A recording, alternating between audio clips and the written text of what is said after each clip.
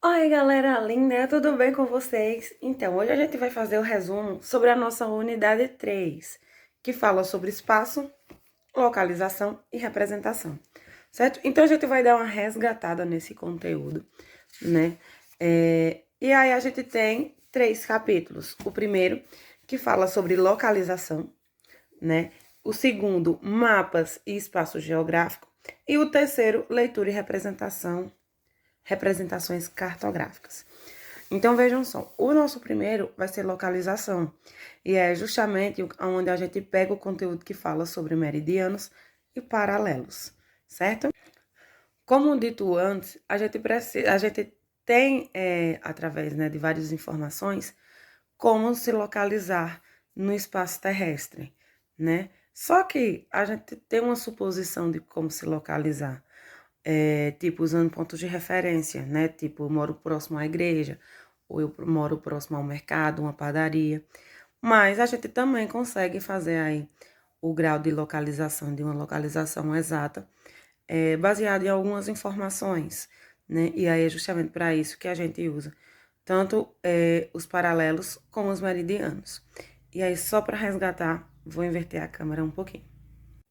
No próprio livro de vocês, vem trazendo aí o exemplo de paralelo e de meridiano, certo? Deixa eu aproximar. O paralelo são aquelas linhas imaginárias que cortam a Terra na horizontal. E aí é onde a gente conhece a linha do Equador, no norte, né? No extremo norte. Saiu, voltou. O Círculo Polar Ártico. No centro, o Trópico de Câncer.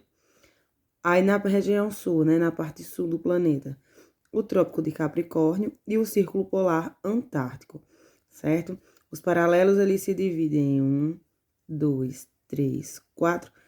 5 paralelos, certo? Já os meridianos são as linhas que cortam o planeta na vertical. E aí é como se a gente pegasse a Terra e fatiasse ela repetidas vezes, certo? Quando a gente utiliza os paralelos, a gente usa como marco principal a linha do Equador, que é correspondente a 0 graus, que vai de leste a oeste. Já quando a gente utiliza o meridiano, a linha principal que corta o planeta aí é o meridiano de Greenwich, que vai do eixo norte ao eixo sul, tá? E aí é baseado justamente tanto no meridiano quanto nos paralelos que vem aí o surgimento da latitude e longitude, que é justamente a base, né, de sequência de marcações dessas linhas imaginárias que nos auxiliam na hora de encontrar essa localização. Vou girar mais uma vez. Então, vejam aqui a linha dos paralelos. Paralelos. E aí, gente, os paralelos, ou melhor, essa daqui faz a representação da latitude, né? Então, e o que é a latitude? É a medida em graus que corresponde à distância de qualquer ponto da superfície terrestre até a linha do Equador. Então, veja, aqui a gente tem a linha do Equador que marca o ponto zero. Essa angulação, ela é feita do centro da Terra. Então, ó, é de 10 em 10 graus a gente tem uma latitude, certo? Que, ó, vejam só, a gente tá no zero, aí 10, 20, 30, 40, 50, 60, certo? Então, ao polo norte dá 90 graus, né, a norte, e ao polo sul, 90 graus ao sul, certo? Quando a gente parte para a latitude, a gente volta o mesmo segmento de cortes, né, do meridiano, que são as linhas do eixo norte ao sul. E aí essa angulação, ela também sai do interior da Terra, tá vendo aqui, ó? E aí o que são essas longitudes? As longitudes são determinadas pelos meridianos. Correspondem à distância entre graus de um ponto em relação ao meridiano principal, ou seja, o meridiano de Greenwich. Então, se a gente tem aqui um meridiano de Greenwich, olha só, 10, 20, 40, melhor, 0, 20, 40, 60. E aí, ao contrário dos paralelos, as longitudes, né, que são o segmento aí do meridiano, elas vão estar relacionadas a 20 graus entre um meridiano e outro. Então, o paralelo e a latitude é 10 graus. O meridiano e a longitude, 20 graus. E aí, entendido o processo de latitude, longitude, meridianos e paralelos, a gente tem também o sensoriamento remoto. E o que seria esse sensoriamento remoto? É o nome, né? Sensoriamento remoto é o nome dado à tecnologia que nos auxilia, né? A obter imagens de todo o planeta Terra. E esse sensoriamento é baseado no uso de tecnologias, né? São de satélites ou até mesmo equipamentos que ficam aí na base de aviões. Então, a captura dessas imagens nos auxilia a identificar quando o planeta está tendo algum processo de transformação natural ou algum outro incentivo, por exemplo, né?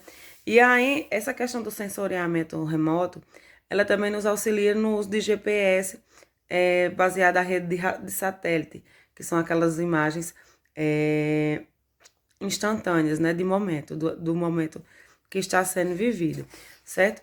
E aí, claro, que há também toda uma sequência de informações e também de posicionamentos baseados no uso desses satélites que nos auxiliam aqui, enquanto moradores do planeta Terra, e o uso de nossas tecnologias.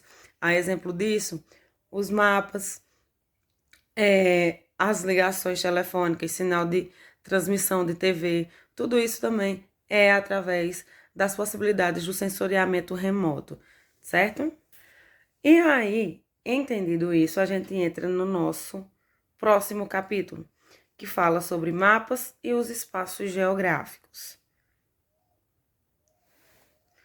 Os mapas, gente, se a gente pegar aqui, né, por exemplo, e eu solicitar a vocês que vocês façam um desenho indicando da casa de vocês até a casa de um tio próximo, e vocês forem fazer uma representação desse espaço, vocês estão criando um mapa, né?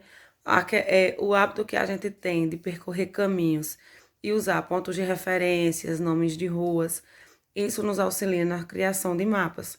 E os mapas são feitos dessa forma, né? Primeiro é feito um levantamento do espaço que deseja ser representado e em seguida ele é desenhado, né?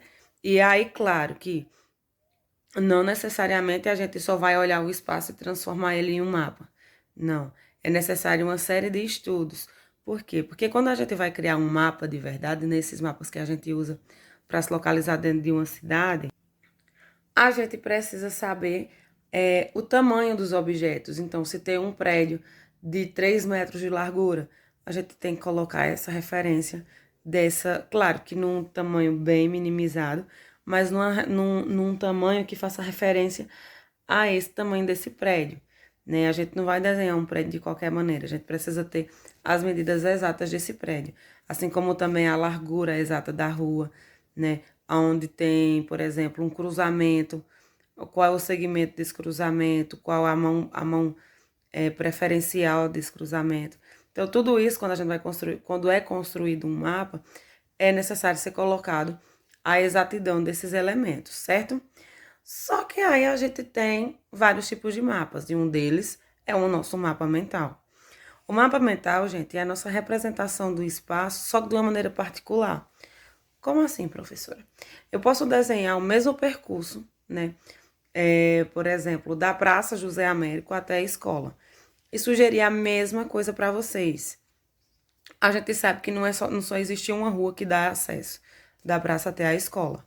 Mas se a gente usar a mesma rua e colocar 5 desenhos para se comparar, esses 5 desenhos eles vão ter elementos diferentes uns dos outros. Por quê? Porque a reprodução de um mapa mental é uma coisa muito particular de cada mapeador, ou seja, de cada aquele que faz esse desenho dessa representação, certo? Os mapas, minha gente, de forma geral, são a representação gráfica, né, plana, numa superfície plana, da representação de um determinado espaço. Eles também podem ser uma representação de um lugar específico, por exemplo, um bairro ou uma área de lazer, ou ela pode ser algo mais complexo, como, por exemplo, o mapa de uma cidade, o mapa de um estado. Então, assim, dependendo da quantidade de elementos que esse mapa aborde, ele pode ser considerado um mapa mais complexo pela quantidade de elementos, ou um mapa mais simples, já que faz uma retratação aí de algo menor, vamos dizer assim, de um espaço com a delimitação menor, certo? E aí, como é que esse planeta Terra pode ser representado através dos mapas? O planeta terrestre ele pode ser representado de duas formas. A primeira maneira, né, usando os mapas, o globo terrestre, que é aquela bola circular onde aborda todos os países e tal que a gente costuma ter em escolas.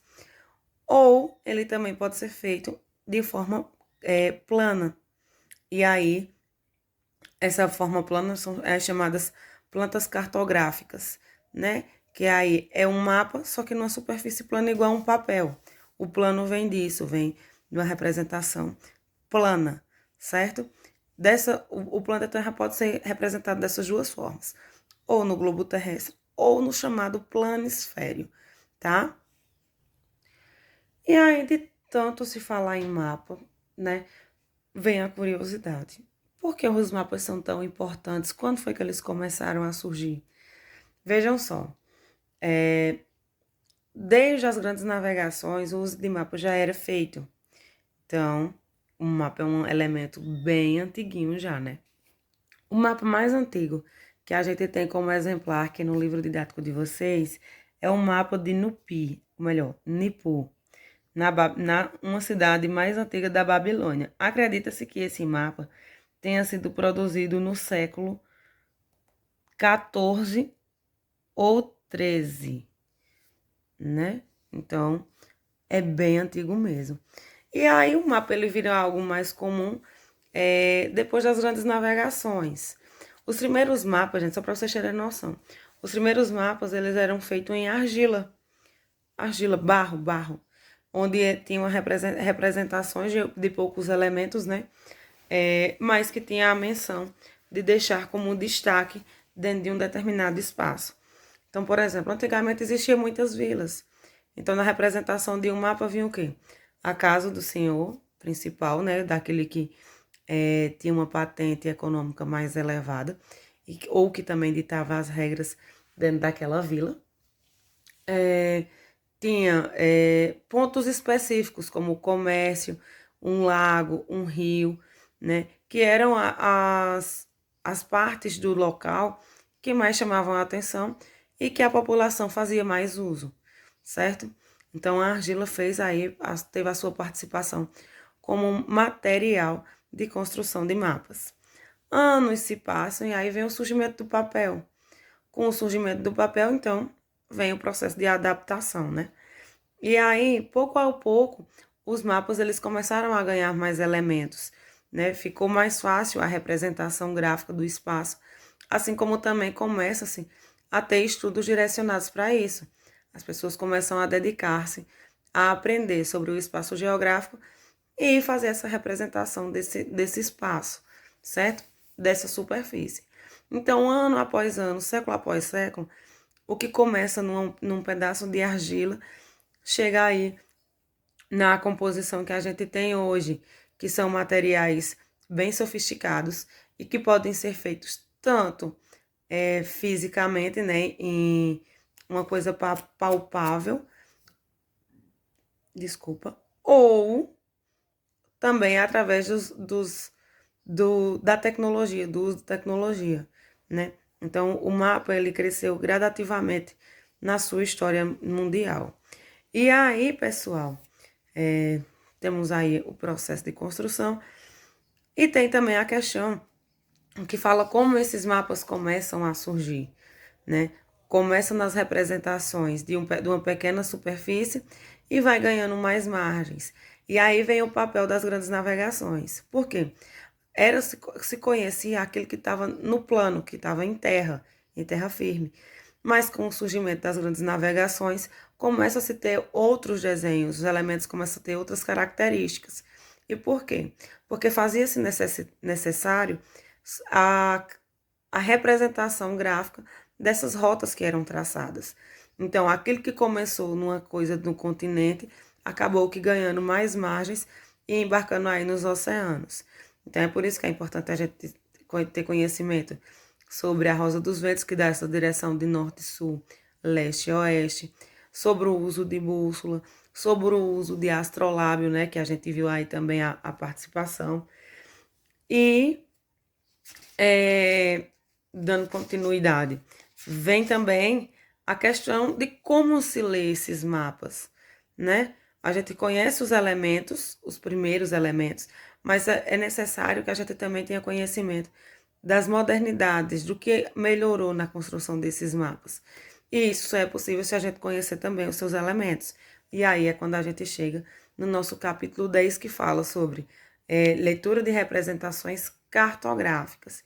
E é onde a gente começa a entender os elementos que vêm dentro de um mapa, dos mapas que a gente usa nos dias atuais. E que elementos são esses? O primeiro elemento principal para a gente entender o que o mapa quer dizer, né, para que serve aquele mapa, é o seu título, o que vem sendo abordado dentro daquele título. E aí, gente, o título, ele vem trazendo a especificidade daquele mapa. Então, a gente pode pegar um mapa político, físico, que fala da representação espacial de um país, principalmente, ou do planeta como um todo. A gente pode ter um mapa da vegetação, né? E aí vem no título, vegetação do Brasil, ou das redes hidrográficas aí, rede hidrográfica brasileira. Então, o próprio título do livro já vem trazendo, ou melhor, do mapa, já vem trazendo informações do para que aquele mapa, para que ele vai nos auxiliar, né? Em que ele vai nos auxiliar. Outro elemento indispensável é a legenda. Por quê? A gente sabe que tem mapas que tem muitas cores ou muitos elementos, sejam embarcações, transportes, sinais, sinalizações. E isso a gente só consegue entender se a gente utilizar a legenda. Porque mesmo que a gente tenha conhecimento de alguns, mas nem sempre a gente vai saber de todos. E aí a legenda vai nos auxiliar justamente nesse processo. Temos também como elemento, né, aí que compõe um mapa, a escala. A escala, gente, é a angulação que a gente está observando aquele espaço, né? Aquela superfície. Então, vejam, a escala, ela vem presente também no mapa e ela é de suma importância, porque a gente vai ter noção da distância que aquela imagem está sendo capturada. Se há 10 quilômetros de distância, se há 5, se há 20. E aí vale a gente relembrar aquele conteúdo que a gente falou sobre escalas, que quanto maior, mais perto, né, a gente vai ver mais elementos daquela representação, e quanto mais distante, a gente vai ver uma expansão espacial maior. Porém, os elementos eles vão ser minimizados, certo? Outro elemento indispensável no mapa é a Rosa dos Ventos. Porque através da Rosa dos Ventos a gente vai saber os segmentos daquela orientação espacial. Se ela vai estar mais ao norte do planeta, se ela vai estar mais ao sul, se ela tem uma expansão territorial ou uma ocupação populacional mais para leste ou mais para oeste, certo? Então, a Rosa dos Ventos também ela é indispensável em qualquer mapa que a gente vai fazer a utilização. E, claro, que tem também a fonte, que é aonde traz quem foi que construiu aquele mapa. Através da fonte a gente sabe quem é a empresa, quem foi o cartógrafo que criou, que também é importante a gente levar em consideração, porque às vezes a pessoa que cria aquele mapa ou aquela empresa, ela não é especializada, então pode ser que venha alguns elementos incompatíveis no mapa com a realidade do local, certo?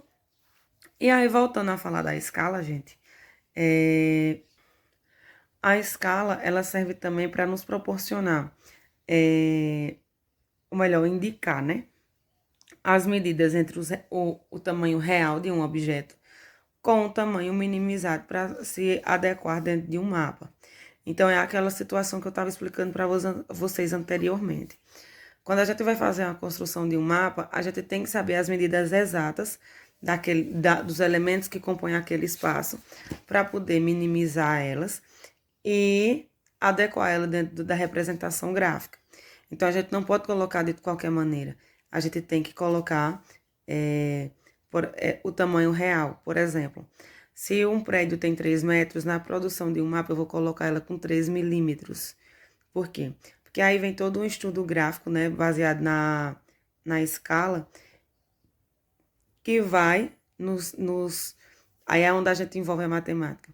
Que através dessa conta, dessa fórmula, a gente descobre o tamanho real daquele objeto, usando essas indicações, tá certo? E aí as escalas, elas podem ser representadas de duas formas. Ela pode ser uma representação numérica ou gráfica, tá? E a gente tem também falando sobre as convenções cartográficas e legendas. E o que seria isso? É justamente todos aqueles elementos que vêm dentro de um mapa, seja linhas, sejam linhas tracejadas, seja pingos, seja pontos, seja um próprio desenho de representação de igreja, aeroportos, hospitais, certo? As convenções cartográficas são esses desenhos que vêm presentes dentro do mapa, que pode ter várias formas, assim como também várias cores. E aí vem a importância da legenda. Porque se a gente não sabe o significado daquela convenção cartográfica, a legenda nos dá auxílio, tá? Para a gente entender o que significa. E a gente tem também os tipos de mapas.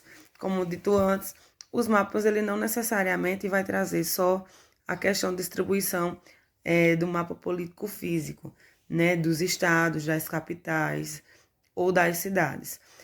O mapa ele também pode vir numa representação gráfica que fala sobre vegetação, sobre rede hidrográfica, sobre o processo de regionalização, né? Como a gente tem aqui no Brasil, regiões norte, sul, região nordeste, sudeste, centro-oeste, certo? E também pode vir uma representação de densidade demográfica.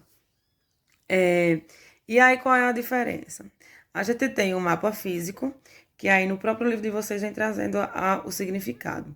Mapa físico representa as variações de altitude do terreno, os compartimentos do relevo e a hidrografia. Ou seja, o mapa físico vem falando da estrutura física daquele determinado local. E temos os mapas temáticos. O mapa temático representa informações relacionadas a diversos temas, por exemplo, produção agrícola, turismo, unidades de conservação, etc. E aí é onde eu falo, né, que vem a intensidade de cores dentro de um mapa e a extinguição de mais uma concentração maior do lado norte, do lado sul, oeste, certo? E a gente tem também os mapas históricos, que os mapas históricos é justamente onde conta o processo histórico de um determinado lugar. Então, por exemplo, se a gente for pegar um mapa de Sumé, um mapa histórico de Sumé, a gente vai ver vários elementos que vão relembrar tanto o surgimento da Vila Santo Tomé até a gente chegar na grande estrutura que a gente tem hoje, né? Do município que a gente tem hoje. Então, o mapa histórico é um mapa que ele faz o passo a passo, contando todos os eventos, trazendo representação de como surgiu esse espaço, tá bom? A gente fica com esse resumão, né? A gente vai voltar a falar sobre isso em sala de aula e é de onde vai surgir a nossa nota do segundo bimestre, tá? Então, é importante que todo mundo assista e faça as atividades. Assim como também vale lembrar que a gente já está chegando no finalzinho do bimestre, né? Por mais que pareça que não, mas a gente está.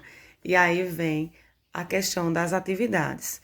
Então, observem no portal, façam a análise das atividades que já foram feitas e as que ainda estão faltando. E coloquem em dias para gerar a terceira nota de vocês, tá certo? Um grande cheiro para vocês e a gente se encontra em breve.